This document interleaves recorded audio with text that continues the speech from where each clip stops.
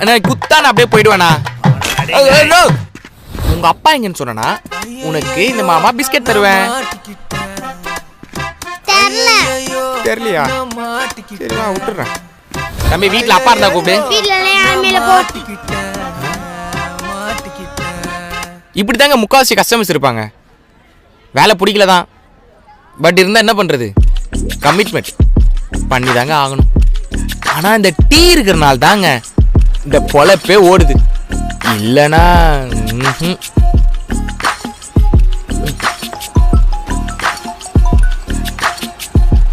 Answer பார்க்க தான் போறேன். நிறைய ஃப்ரெஷ் கேஸ் வந்திருக்குங்க, அதை பார்க்க சொல்றாங்க. நானும் போய் தானே ஆகணும்.